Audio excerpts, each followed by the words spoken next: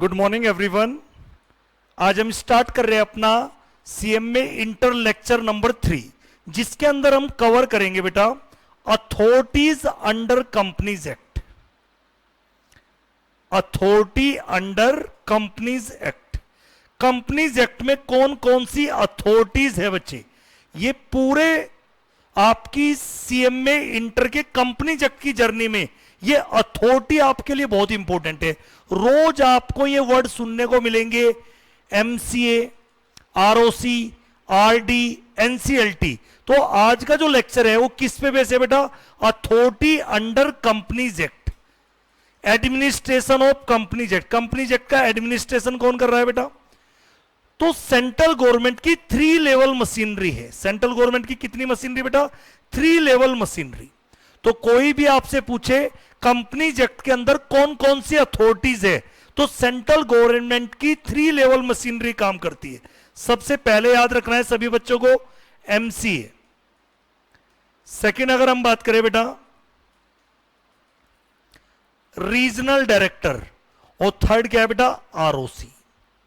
ये 3 अथॉरिटी आपको याद रखनी है बेटा। और इनकी हियरकी, सबसे फर्स्ट पे हियरकी में कौन है? MCA, ministry of corporate affair.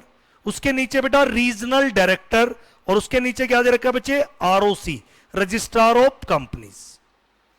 तो अगर हम बात करते हैं बेटा सबसे पहले 1 by 1 ministry of corporate affair. पूरे कंपनीज एक्ट में जहां जहां सेंट्रल गवर्नमेंट लिखा है बेटा, सेंट्रल गवर्नमेंट का मतलब ही क्या होता है? एमसीए। कंपनीज एक्ट में मिनिस्ट्री ऑफ कॉर्पोरेट अफेयर नहीं लिखा मिलेगा। जहां पे भी सेंट्रल गवर्नमेंट वर्ड लिखा उसका मतलब ही क्या है? Ministry of corporate affair. तो ये जो एमसीए बेटा, मिनिस्ट्री ऑफ कॉर्पोरेट अफेयर, इसकी मिनिस्टर कौन है बेटा? निर्मला सीतारमण। हमारी जो फाइनेंस मिनिस्टर है वो भी निर्मला सीतारमण है। और कौन सी दूसरी मिनिस्ट्री भी उनके पास है? मिनिस्ट्री ऑफ कॉर्पोरेट अफेयर, उसकी मिनिस्टर भी कौन है? निर्मला सीतारमण जी। तो फाइनेंस मिनिस्ट्री और मिनिस्ट्री ऑफ कॉर्पोरेट अफेयर किसके पास है? निर्मला सीतारमण। तो ये जो पूरे कंपनीज एक्ट में बच्चे, जब भी मैं सेंट्रल गवर्नमेंट बोलता हूं तो उसका मतलब ही क्या है? Ministry of corporate affair. MCA क्या है बेटा? एक एग्जीक्यूटिव बॉडी। आप सभी बच्चों को पता होना चाहिए बेटा हमारी जो गवर्नमेंट का स्ट्रक्चर है वो किस तरीके से है। हमारे यहां पे 3 बॉडी होती है।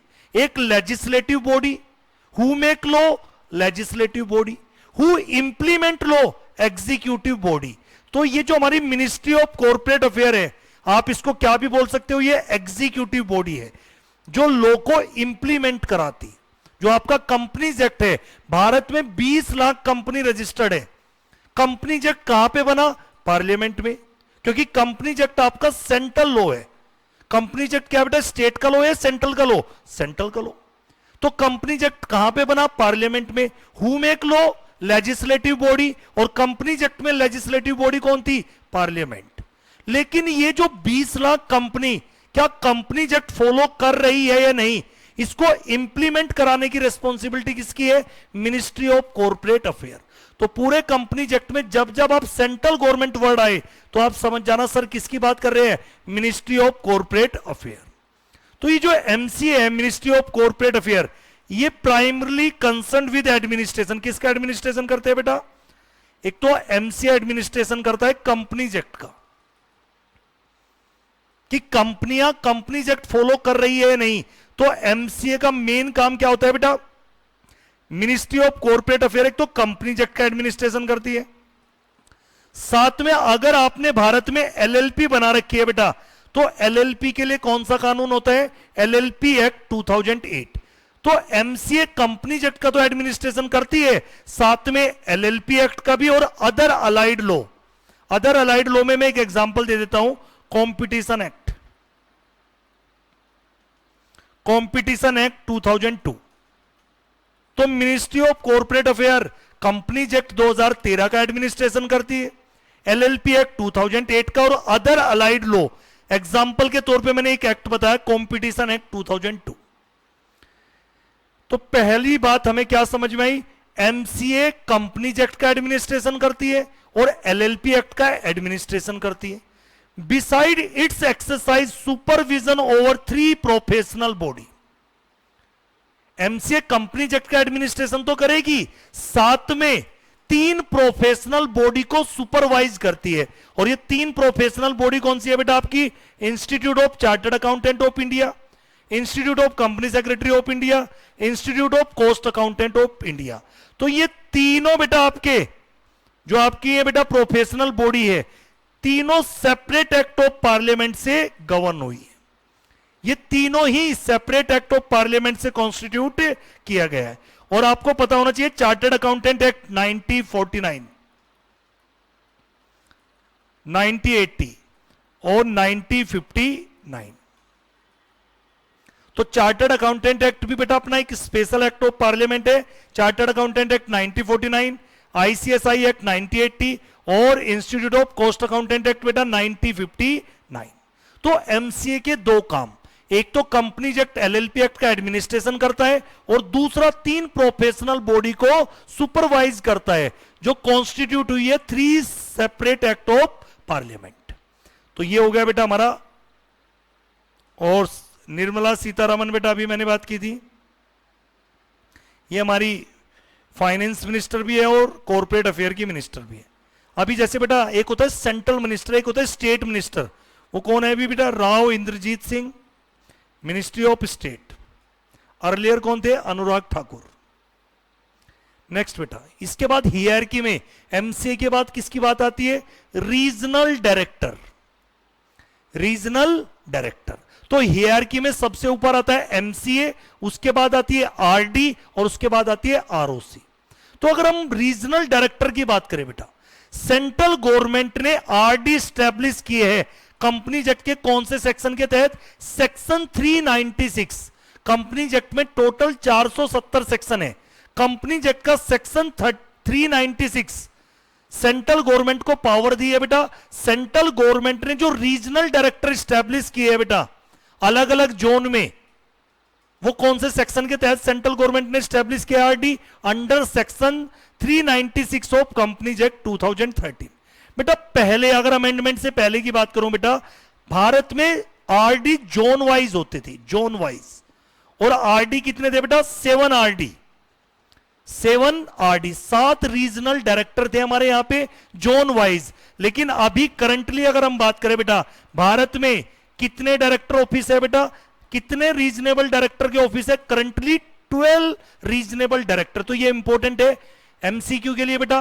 अर्लियर 7 आरडी होते थे, अभी करंटली कितने रीजनल डायरेक्टर ऑफिस है? 12 regional director office. Sir RD का काम क्या होता है? आरडी सुपरवाइज करता है working of the office of ROC के काम को सुपरवाइज करता है। सर आरओसी क्या होता है? इसके बाद हम आरओसी को ही देखेंगे, रजिस्ट्रार ऑफ कंपनीज। तो पहला आरडी का काम क्या होता है? आरओसी के काम को सुपरवाइज करना। Official liquidator working in their region. बेटा मैंने अभी बताया जो रीजनल डायरेक्टर होते हैं वो स्टेट वाइज नहीं होते, वो जोन वाइज होते, जोन वाइज। तो पहले करंट बेटा पहले कितने आरडी थे हमारे? 7 जोन के अंदर रीजनल डायरेक्टर थे, 7 आरडी। करंटली 12 आरडी ऑफिस है बेटा। आरडी का पहला काम क्या होता है? जो उनके रीजन के अंदर आरओसी और ऑफिशियल लिक्विडेटर आते हैं बेटा, उनके काम को सुपरवाइज करते हैं। मेन ऑब्जेक्टिव कोई आपसे पूछ रहा है बेटा रीजनल डायरेक्टर करता क्या है? सेंट्रल गवर्नमेंट ने सेक्शन 396 में रीजनल डायरेक्टर का ऑफिस स्टैब्लिश तो किया है, पर इसका काम क्या है बेटा? पहला बता क्या ना, आरओसी के काम को सुपरवाइज करता है। आरडी के नीचे कौन आती है? आरओसी। मैं क्या पढ़ा रहा हूं आपको? Authorities under companies act. सबसे टॉप पे हियरकी में एमसीए, फिर आरडी, फिर आरओसी। तो आरडी पहला काम क्या करती है? जो भी उसके एरिया में आरओसी आती है उनके काम को सुपरवाइज करता है। कुछ पावर डेलीगेट कर रखी है सेंट्रल गवर्नमेंट ने आरडी को, यानी कंपनी एक्ट में कुछ पावर किसको डेलीगेट की हुई है? आरडी को। तो जो पावर सेंट्रल गवर्नमेंट ने डेलीगेट किया है आरडी को, वो पावर कौन एक्सरसाइज करेगी? Regional director. जैसे मैं बोल सकता हूं बेटा, अगर हर कंपनी का रजिस्टर्ड ऑफिस होता है, अगर शिफ्टिंग करना चाहते हो आप रजिस्टर्ड ऑफिस की, अगर आप रजिस्टर्ड ऑफिस शिफ्ट करना चाहते हो तो यह काम किसके अप्रूवल से होता है? RD, regional director. तो पहला काम आरडी का क्या होता है बेटा? आरओसी के काम को सुपरवाइज करता है। दूसरा काम क्या होता है, कुछ पावर सेंट्रल गवर्नमेंट ने रीजनल डायरेक्टर को डेलीगेट की है, वो पावर एक्सरसाइज करेंगे। जैसे अगर किसी कंपनी को अपना रजिस्टर्ड ऑफिस शिफ्ट करना है तो ये काम किसके अप्रूवल से होगा, रीजनल डायरेक्टर। तीसरा, आरडीए इंश्योर करता है बेटा क्या जो ये कंपनीज एक्ट 2013 है बेटा उसके सारे कंप्लायंसेस प्रॉपर वे में किए जा रहे हैं या नहीं, तो ये इंश्योर करता है proper implementation and compliances under companies act 2013। तो आरडी ये भी इंश्योर करता है कि प्रॉपर इंप्लीमेंट हो रहा है एंड कंप्लायंसेस, जो भी कंपनीज एक्ट 2013 के अंदर कंप्लायंसेस है क्या वो प्रॉपर इंप्लीमेंट हो रहे हैं या नहीं, इसको भी कौन इंश्योर करता है, रीजनल डायरेक्टर।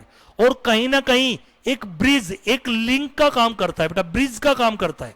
मैंने कहा टॉप पे तो एमसीए होती है, एमसीए के इसमें आरडी और फिर आरओसी, तो ये बीच में होता है। तो ये किसके बेटा बीच में एक एक्ट करता है, जो लिंक बिटवीन एमसीए और आरओसी। और मैंने बोला था सीजी लिखा हो कंपनीज एक्ट में, उसका मतलब ही समझ जाना ministry of corporate affair. Central government ROC के बीच में एक लिंक के तौर पे एक्ट करता है, मीडिएटर के तौर पे काम कर रहा है। तो act as a link between central government and ROC. तो आरडी के 4 मेजर ऑब्जेक्टिव है, आरओसी के काम को सुपरवाइज करना, जो उसको पावर डेलीगेट की हुई है सेंट्रल गवर्नमेंट के द्वारा उसको एक्सरसाइज, जो डेलीगेटेड पावर है बेटा उसको कंप्लायंस करना, और साथ में यह इंश्योर करना कि companies act 2013 proper implement and compliances हो रहे हैं या नहीं। और लास्ट, ये आरडी एक्ट करता है as a link between central government and ROC. पहले मैंने बताया कितने आरडी थे बच्चे, 7 आरडी, अभी कितने आरडी है, 12 आरडी। अब वो कैसे हो गए बेटा, पहले नॉर्थ ईस्ट साउथ वेस्ट, ये तो सबको याद हो जाते थे। अब कोलकाता में भी बेटा 2 आरडी हो गए, मैंने +1 का मतलब 2। नॉर्थ में बेटा न्यू दिल्ली और नोएडा, तो 2 ये 2 4। चेन्नई में 1 + 1 का मतलब 2 आरडी चेन्नई में हो गए अमेंडमेंट के बाद। मुंबई में 2 बेटा, नॉर्थ वेस्ट में अहमदाबाद, साउथ ईस्ट अपना हैदराबाद, और नॉर्थ ईस्ट बेटा शिलोंग प्लस गुवाहाटी। तो अभी भी बेटा ये जोन वाइज अभी भी, जोन तो अभी भी 7 ही दिख रहे होंगे बेटा, लेकिन ईस्टर्न रीजन में 2 कोलकाता के अंदर आरडी है, नॉर्थ के अंदर बेटा नॉर्थर्न रीजन में न्यू दिल्ली में और नोएडा में, साउथ में चेन्नई में बेटा पहले ऑलरेडी एक था, एक और हो गया 2 आरडी चेन्नई में, 2 मुंबई में बेटा वेस्टर्न में, north west Ahmedabad, south east Hyderabad, और नॉर्थ ईस्ट शिलोंग था पहले, अब शिलोंग प्लस गुवाहाटी। तो टोटल कितने आरडी है बेटा, 12 आरडी। पहले कितने आरडी थे, 7 आरडी, और आरडी जोन वाइज होते हैं। फिर आरडी के बाद आते हैं बेटा आरओसी। आरडी के बाद किसकी बात आती है, आरओसी। आरओसी की full form registrar of companies. There are 27 ROC functioning under MCA. अभी बेटा कितनी आरओसी है, 27 आरओसी है जो फंक्शन कर रही है under MCA. Ministry of corporate के अफेयर के अंडर में 27 आरओसी है। जनरली बेटा हर स्टेट में एक आरओसी है, बट देयर आर 2 एक्सेप्शन। बेटा ध्यान से सुना, इन जनरली हर स्टेट की एक आरओसी होती है। इन जनरली पहले 2 एक्सेप्शन हुआ करती थी बेटा। महाराष्ट्र के अंदर, महाराष्ट्र स्टेट में 2-2 आरओसी थी, पुणे आरओसी और मुंबई आरओसी। और तमिलनाडु में भी 2 आरओसी थी, चेन्नई और कोयंबटूर। इन जनरली एवरेज स्टेट है 1 आरओसी, बट पहले 2 एक्सेप्शन थी, वहां पे भी चेंजेस है। अब महाराष्ट्र में 2 आरओसी नहीं है, महाराष्ट्र स्टेट के अंदर 4 आरओसी है। 2 तो मुंबई में हो गई बेटा, एक पुणे और एक नागपुर। और तमिलनाडु में पहले भी एक स्टेट के अंदर 2 आरओसी थी, चेन्नई और कोयंबटूर अभी भी। बेटा पहले मैं बोलता था दिल्ली एंड हरियाणा की कॉमन आरओसी होती थी, Delhi and Haryana have common ROC. लेकिन अब दिल्ली की भी बेटा 2 आरओसी है, साउथ रीजन में और सेंट्रल रीजन में। और हरियाणा की भी बेटा क्या हो गई, सेपरेट आरओसी। कहां पे, चंडीगढ़। सेपरेट आरओसी कहां पे है, चंडीगढ़। तो बेटा ये बात हो गई हमारी किसकी, आरओसी। अब बच्चों को ना आरओसी को लेके बेटा पूरे कंपनी एक्ट में ये वर्ड आपको बार बार सुनाई देगा, आरओसी। सर आरओसी का काम क्या होता है, आरओसी सुपरवाइज कंपनी वर्क, यानी जो भी कंपनी आरओसी की जुरिडिक्शन में आती है उन सारी कंपनी को आरओसी सुपरवाइज कंपनी वर्क।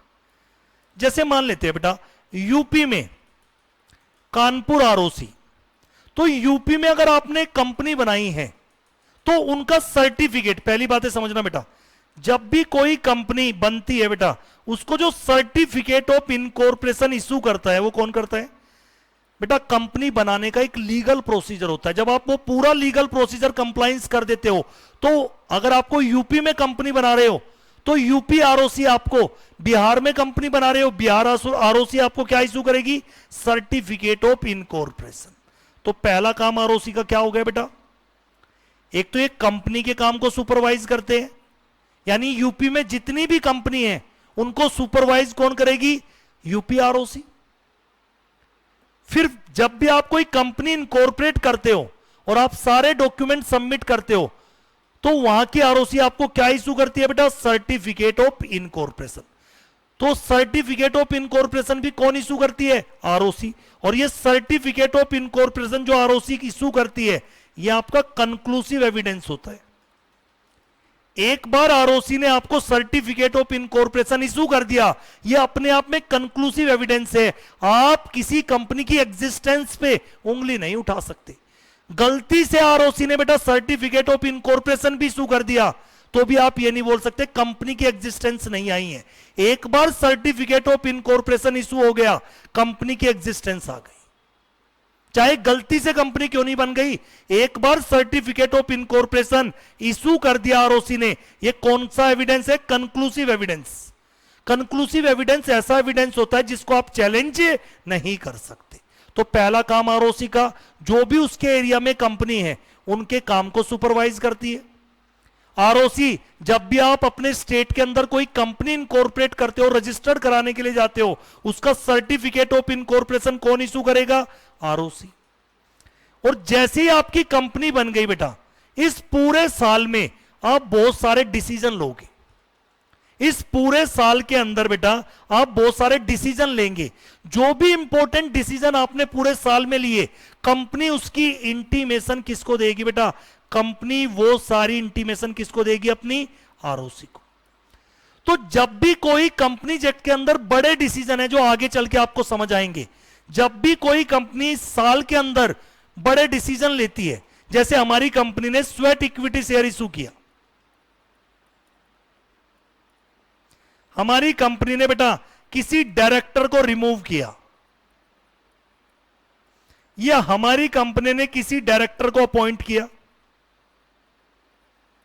या हमारी कंपनी के डायरेक्टर ने रिजाइन दिया, या मेरी कंपनी बोनस शेयर इशू कर रही है, या मेरी कंपनी बाईबैक करना चाहती है, तो ये साल के अंदर हमने कुछ बड़े डिसीजन लिए, तो हर कंपनी को एज पर कंपनीज एक्ट ये इंटीमेशन किसको देनी होती है बेटा? आरओसी को। सर आरओसी को कैसे बेटा? आगे चल के मैं तुम्हें फॉर्म नंबर बताऊंगा। सारा काम ऑनलाइन होगा, आप अपने सिस्टम से एमसीए के पोर्टल पे जाके आपको कंपनी को ये इंटीमेशन किसको देनी है? आरओसी को। और ये आरओसी को फॉर्म नंबर दे रखे है बेटा, किस पर्टिकुलर काम के लिए कंपनी आरओसी को ये फॉर्म सबमिट करेगी, इस पर्टिकुलर काम के लिए कंपनी आरओसी को इस फॉर्म के थ्रू इंटीमेशन देगी। तो इंटीमेशन कंपनी किसको देगी? आरओसी। तो जब कंपनी को सर्टिफिकेट मिला वो आरओसी ने दिया। साल के बीच में आपने बहुत सारे डिसीजन लिए, नए डायरेक्टर अपॉइंट किए, कुछ डायरेक्टर को रिमूव किया, डायरेक्टर ने रिजाइन दिया, तो ये सारी जो बेटा बिग एक्टिविटी आपकी कंपनी के अंदर हुई है बेटा, इसकी इंटीमेशन कंपनी किसको देती है? आरओसी को। कैसे देती है? ऑनलाइन फॉर्म के थ्रू। कोई भी बेटा सारा काम कैसे होता है कंपनी एक्ट में? ऑनलाइन। फिर अगर मैं बात करूं बेटा, जैसे ही आपका फाइनेंशियल ईयर यहां पे कंप्लीट हो जाता है, फाइनेंशियल ईयर क्लोज हो गया, तो फिर आपको अपने फाइनेंशियल स्टेटमेंट को क्या कराना पड़ेगा? ऑडिट कराना पड़ेगा। और ये ऑडिटेड फाइनेंशियल स्टेटमेंट जो सीए साहब ने ऑडिटेड फाइनेंशियल स्टेटमेंट है, ये भी किसको सबमिट करने होते हैं बेटा? आरओसी को। तो कह रहा हूं कि जब कोई कंपनी इनकॉर्पोरेट होती है उसका सर्टिफिकेट आरओसी देगा, साल के बीच में जो बड़े डिसीजन लिए गए, कंपनी उसकी इंटीमेशन आरओसी को देगी। जब फाइनेंशियल ईयर क्लोज हो गया, आपके बुक्स ऑफ अकाउंट के बेसिस पे कंपनी ने अपने फाइनेंशियल स्टेटमेंट बनाए, फिर वो फाइनेंशियल स्टेटमेंट सीए से क्या कराए, ऑडिट कराए, और ये ऑडिटेड फाइनेंशियल स्टेटमेंट हर साल किसको भी सबमिट करने होते हैं, आरओसी को। तो क्या आरओसी की इंपॉर्टेंस समझ में आई? आरओसी जो भी उसकी जुरिडिक्शन में, उसके एरिया में कंपनी आती है, उनको सुपरवाइज करती है। अगर किसी कंपनी में कुछ गड़बड़ी है, उसको नोटिस भेज सकती है, सर्टिफिकेट ऑफ इनकॉर्पोरेशन इशू करती है। कंपनी के अंदर जो बड़े डिसीजन लिए जाते हैं, कंपनी उसकी इंटीमेशन किसको देती है, आरओसी को। फाइनेंशियल ईयर क्लोज होने के बाद आपके फाइनेंशियल स्टेटमेंट ऑडिट होते हैं बेटा सीए के द्वारा। ऑडिटेड फाइनेंशियल स्टेटमेंट भी हर साल आपको किसको देने होते हैं, आरओसी। अब आपको जाके आरओसी की इंपॉर्टेंस समझ में आई होगी, आरओसी क्या करती है। तो अगर मैं बात करूं बेटा, तो ये सारी बातें क्लियर हो जानी चाहिए। सबसे टॉप हियरकी पे क्या आती है, MCA, ministry of corporate affair, जो कंपनीज एक्ट का एडमिनिस्ट्रेशन करती है, एलएलपी एक्ट का एडमिनिस्ट्रेशन करती है, साथ में 3 प्रोफेशनल बॉडी को सुपरवाइज करती है। फिर हमने बात की एमसीए के बाद आरडी, पहले 7 आरडी थी जोन वाइज, अभी कितने आरडी हो गई है बेटा, 12 आरडी। आरडी क्या करती है बच्चे, आरडी सुपरवाइज करती है आरओसी के काम को। आरडी को कुछ पावर डेलीगेट की है तो अपनी पावर एक्सरसाइज करेगी। थर्ड मैंने बताया था, कंप्लायंसेस, कंपनी एक्ट का प्रॉपर कंप्लायंसेस हो रहे हैं ना, उसको भी इंश्योर करेगी। और साथ में एक लिंक क्रिएट करती है किसके बीच में, सेंट्रल गवर्नमेंट और आरओसी। कितनी आरओसी है बेटा, 27 आरओसी फंक्शन कर रही है अंडर एमसीए। आरओसी जनरली हर स्टेट में एक आरओसी होती है, लेकिन अब ना बेटा ये 2 एक्सेप्शन तो है बेटा, महाराष्ट्र और तमिलनाडु एक्सेप्शन है। महाराष्ट्र में एक ही स्टेट में 4-4 आरओसी है, 2 मुंबई के अंदर है आरओसी, एक पुणे, एक नागपुर। तमिलनाडु में चेन्नई और कोयम्बटूर। पहले दिल्ली एंड हरियाणा की कॉमन आरओसी होती थी, अब दिल्ली के अंदर बेटा 2-2 आरओसी, सेंट्रल रीजन में, साउथ रीजन में, और हरियाणा की अपनी क्या हो गई, एक सेपरेट आरओसी। फिर अगर हम बात करें बेटा, एक वर्ड आपको और परेशान करेगा, ट्रिब्यूनल, ट्रिब्यूनल, ट्रिब्यूनल। जब भी कंपनी एक्ट में आपको कभी ये वर्ड आए ट्रिब्यूनल, तो आप समझ जाना ट्रिब्यूनल का मतलब कंपनी एक्ट में क्या है, एनसीएलटी। ट्रिब्यूनल का मतलब क्या है बेटा, NCLT, national company law tribunal. बच्चे आपने सुना होगा हमारी 3 बॉडी होती है, उनमें से एक बॉडी होती है जुडिशियरी बॉडी। इन जनरली जुडिशियरी बॉडी होती है हमारी कोर्ट। कोर्ट क्या होती है, हमारी जुडिशियरी बॉडी। लेकिन बेटा पहले ना, ध्यान से सुनना, एनसीएलटी सेंट्रल गवर्नमेंट ने कॉन्स्टिट्यूट किया 1 जून 2016 से। यानी 2016 में सेंट्रल गवर्नमेंट ने एनसीएलटी को कॉन्स्टिट्यूट किसने किया, सेंट्रल गवर्नमेंट ने। बेटा 2016 से पहले कंपनीज एक्ट के कुछ मैटर हाई कोर्ट में जाते थे, और हाई कोर्ट पहले से ही ओवरबर्डन थी, ज्यादा टाइम लगता था। आप कोर्ट में जाते हो, टाइम कंज्यूमिंग है, कॉस्टली है बेटा। और जैसे मैं कह रहा हूं बेटा, बिफोर 2016 एनसीएलटी स्टैब्लिश होने से पहले कंपनीज एक्ट में 2016 से पहले कुछ मैटर हम हाई कोर्ट में लेके जाते थे, जैसे बेटा वाइंडिंग अप। अगर 2016 से पहले आपको वाइंडिंग अप कराना है हाई कोर्ट के थ्रू, मर्जर अमलगमेशन कराना है बेटा, 2 कंपनी का मर्जर अमलगमेशन, वो भी किसके थ्रू होता था, हाई कोर्ट। और एक होता था बेटा ऑपरेशन एंड मिसमैनेजमेंट। जैसे बाइजूस में आपने सुना था बेटा, मैनेजमेंट ऑपरेशन एंड मिसमैनेजमेंट का केस था, कहीं कहीं साल की बैलेंस शीट सही से ना सबमिट की है, कुछ चीजें गड़बड़ी चल रही थी, उसको बोलते हैं ऑपरेशन एंड मिसमैनेजमेंट। ठीक है बेटा। तो 2016 से पहले कंपनी एक्ट में एक प्रॉब्लम आ रही थी, आपको अगर वाइंडिंग अप कराना है, compulsory winding up, merger amalgamation, operation mismanagement के केस कंपनी एक्ट में कौन देखते थे बेटा, high court, high court, high court. High court पहले से ही ओवरबर्डन थी, क्रिमिनल केस भी देख रही है, सिविल केस भी देख रही है, ऊपर से तुम कंपनी एक्ट के मैटर भी लेके चले गए।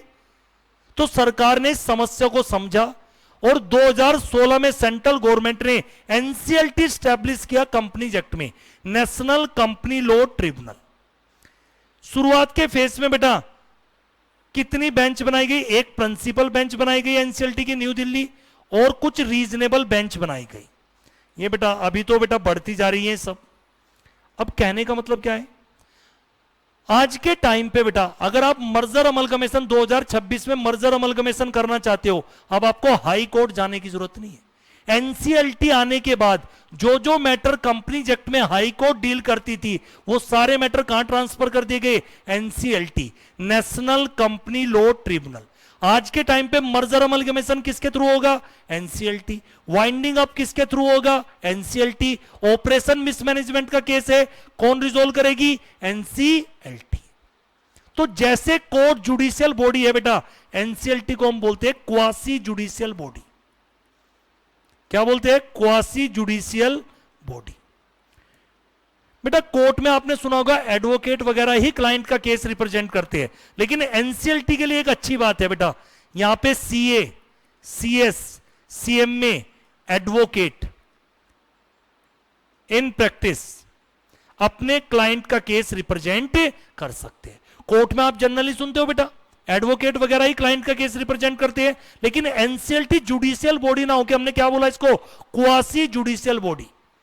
इसका काम भी डिस्प्यूट रिजोल्व करने का है, जैसे जुडिशियरी बॉडी का काम भी क्या होता है? डिस्प्यूट रिजोल्व करना। एनसीएलटी भी डिस्प्यूट रिजोल्व करेगी, पर इसको क्वासी जुडिशियल बॉडी इसलिए बोला कि यहां पे अपने क्लाइंट का केस एक सीए, सीएस, सीएम में एडवोकेट अपने क्लाइंट का केस रिप्रेजेंट कर सकते। तो जो जो मैटर कंपनीज एक्ट में 2016 से पहले हाई कोर्ट देखती थी, अब वो सारे मैटर किसको ट्रांसफर कर दिए गए बेटा? NCLT. Principal bench New Delhi और उसकी बेटा बड़े बड़े शहरों में इन डिस्प्यूट को रिजोल्व करने के लिए क्या बनाई गई बेटा? एनसीएलटी की रीजनल बेंच बनाई गई, न्यू दिल्ली, अहमदाबाद, इलाहाबाद, बेंगलुरु। यानी कंपनीज एक्ट में अगर कोई डिस्प्यूट हो जाए, अब आपको हाई कोर्ट जाने की जरूरत नहीं है, आप किसके पास जा सकते हो? एनसीएलटी। तो पूरे कंपनीज एक्ट में जब जब ट्रिब्यूनल लिखा हो बच्चे, ट्रिब्यूनल का मतलब ही क्या है? NCLT, national company law tribunal. हां बच्चे, अगर एनसीएलटी के अगेंस्ट आप अपील करना चाहते हो, एनसीएलटी ने कोई ऑर्डर दिया और किसी पार्टी को लगता है कि एनसीएलटी ने गलत ऑर्डर दिया है, तो एनसीएलटी के अगेंस्ट अपील कर सकते हो। कहां? नेशनल कंपनी लॉ, एक को हाईलाइट कर देता हूं, बाकी तो सेम ही है, एपलेट ट्रिब्यूनल। तो एनसीएलटी के ऑर्डर के अगेंस्ट आप अपील कहां कर सकते हो? NCLT, NCLAT, national company law appellate tribunal. जैसे सेबी बेटा कौन है? Capital market regulator. सेबी के ऑर्डर के अगेंस्ट अपील कहां करते हो आप? SAT, securities appellate tribunal. तो एनसीएलटी के ऑर्डर के अगेंस्ट अपील कहां कर सकते हो? एनसीएलटी। और अगर एनसीएलटी के ऑर्डर से भी आप खुश नहीं है, तो एग्रीव्ड पार्टी, जिसको लग रहा है कि ऑर्डर मेरे अगेंस्ट आया और एनसीएलटी ने मेरी बात ध्यान से नहीं सुनी, तो एनसीएलटी के अगेंस्ट भी अपील कहां हो सकती है बेटा? Supreme court. तो अगर हम बात करें बेटा यहां तक की कि एनसीएलटी 2016 में सेंट्रल गवर्नमेंट ने स्टैब्लिश किया, शुरुआत में प्रिंसिपल बेंच दिल्ली रखी, अलग अलग शहरों में क्या दे रखी है बेटा? रीजनेबल बेंच, ये रीजनल बेंच। अगर कोई भी कंपनीज में एक्ट का मैटर डिस्प्यूटेड है बेटा, पहले जो हाई कोर्ट में जाता था, अब वो कहां जाएगा? एनसीएलटी। एनसीएलटी जाने से एक तो टाइमली डिस्प्यूट रिजोल्व होगा, आपका पैसा बचेगा, टाइम बचेगा, ठीक है बेटा। और एनसीएलटी के ऑर्डर के अगेंस्ट अपील कहां कर सकते हो? एनसीएलटी। और इसके भी ऑर्डर के अगेंस्ट अपील कहां कर सकते हो? Supreme court. तो कुल मिला के अगर मैं बात करूं बेटा, आज मैंने आपको अथॉरिटीज अंडर कंपनीज एक्ट में सबसे पहले हियरकी में क्या पढ़ा है? MCA, ministry of corporate affair. Second hierarchy में रीजनल डायरेक्टर, थर्ड हियरकी में आरओसी, और अलग से एक अथॉरिटीज की मैंने बात की जो सेंट्रल गवर्नमेंट ने 2016 में स्टैब्लिश की, ट्रिब्यूनल। और ट्रिब्यूनल का मतलब क्या है कंपनीज एक्ट में? एनसीएलटी। क्लियर बच्चे? तो इस टॉपिक में अगर हम बात करें बेटा यहां पे, तो इसकी बात कवर हुई, और इसमें एक छोटा सा कंसेप्ट और भी आप देख सकते हो बेटा। ये जो सेक्शन 1 होता है बेटा, सेक्शन 1 किसी भी कानून के सेक्शन 1 का मतलब होता है सो टाइटल। सो टाइटल, कमेंसमेंट, एप्लीकेबिलिटी। तो बेटा ये जो कंपनीज एक्ट है, this act means companies act 2013, ये कहां पे एप्लीकेबल है? होल इंडिया, क्योंकि कंपनीज एक्ट सेंट्रल का लॉ है। तो पूरे भारत में आप कहीं पे भी कंपनी बनाते हो, पूरे भारत में कंपनीज एक्ट एप्लीकेबल होगा। कोई भी इंडिया में आप कंपनी बनाते हो होल इंडिया, तो कंपनीज एक्ट कहां पे एप्लीकेबल है? Whole India. और कंपनी अगर इनकॉर्पोरेट हुई है बेटा, दिस एक्ट, अगर कोई कंपनी कंपनीज एक्ट 2013 में स्टैब्लिश हुई है, उस पे भी कंपनीज एक्ट लगेगा। अगर कोई कंपनी इनकॉर्पोरेटेड हुई है प्रीवियस एक्ट में, जैसे कंपनीज एक्ट 1956, अगर कोई कंपनी पुराने एक्ट में रजिस्टर्ड हुई है, चाहे 1956 में, चाहे 1913, और सबसे पहला कंपनीज एक्ट भारत के अंदर 1850, तो कंपनीज एक्ट 2013 उन कंपनी पे भी लगेगा जो नए एक्ट में रजिस्टर्ड हुई है। कंपनीज एक्ट 2013 आज उन कंपनियों पे भी लगेगा जो previous company law in India में रजिस्टर्ड हुई है। और तो और 3 कंपनी बेटा, इंश्योरेंस कंपनी, बैंकिंग कंपनी और इलेक्ट्रिसिटी कंपनी, इन तीनों कंपनी पे भी कंपनीज एक्ट एप्लीकेबल होगा। यानी कंपनीज एक्ट 2013 नई कंपनी पे भी लगेगा, जो पुराने एक्ट में रजिस्टर्ड कंपनी है उन पे भी लगेगा, इंश्योरेंस, बैंकिंग, इलेक्ट्रिसिटी कंपनी, इन तीनों कंपनी पे भी लगेगा। जबकि इनके तीनों के खुद के अपने एक्ट है। इंश्योरेंस कंपनी का एक्ट है insurance regulatory development authority act, और तो और एक इंश्योरेंस एक्ट 1938। तो इंश्योरेंस कंपनी का भले ही अपना कानून है आईआरडी एक्ट और इंश्योरेंस एक्ट 1938, बैंकिंग कंपनी का अपना एक्ट है banking regulation act, electricity company का अपना एक्ट है इलेक्ट्रिसिटी एक्ट, लेकिन फिर भी इन कंपनियों पे कंपनीज एक्ट एप्लीकेबल होगा। लेकिन किस हद तक कंपनीज एक्ट एप्लीकेबल होगा? कंपनीज एक्ट एप्लीकेबल तो होगा, लेकिन अगर कंपनीज एक्ट और इनके खुद के एक्ट आपस में कॉन्ट्राडिक्ट हो जाए, दोनों में लड़ाई हो जाए, तो इनके खुद के एक्ट प्रीवेल करेंगे कंपनीज एक्ट पे।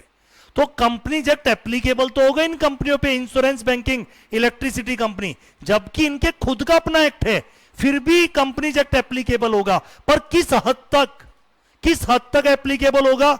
जहां पे आपस में इनके एक्ट और कंपनीज एक्ट कॉन्ट्राडिक्ट ना हो। अगर कंपनीज एक्ट और इनके खुद के एक्ट आपस में कॉन्ट्राडिक्ट हो गए, तो प्रीवेल कौन सा करेगा बेटा?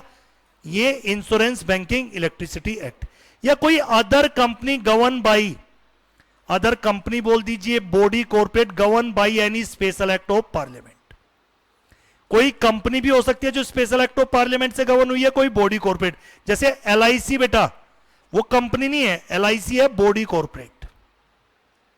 एलआईसी क्या है बच्चे? Body corporate. एलआईसी अपने एक्ट से गवर्न हुई है, एलआईसी कंपनीज एक्ट से गवर्न नहीं हुआ, एलआईसी एक्ट 1956। एसबीआई बैंक आप सुनते हो बेटा, उसका अपना एक्ट है, स्पेशल एक्ट ऑफ पार्लियामेंट से गवर्न हुआ। तो कंपनीज एक्ट बेटा अदर कंपनी, बॉडी कॉर्पोरेट पे भी एप्लीकेबल होगा, चाहे वो किससे गवर्न हुए, any special act of parliament. तो इसमें याद रखना, एलआईसी एक बॉडी कॉर्पोरेट है, कंपनी नहीं है, एलआईसी अपने खुद के एक्ट से गवर्न हुई है, एलआईसी एक्ट 1956। तो उस पे भी क्या लगेगा बेटा? कंपनीज एक्ट एप्लीकेबल होगा।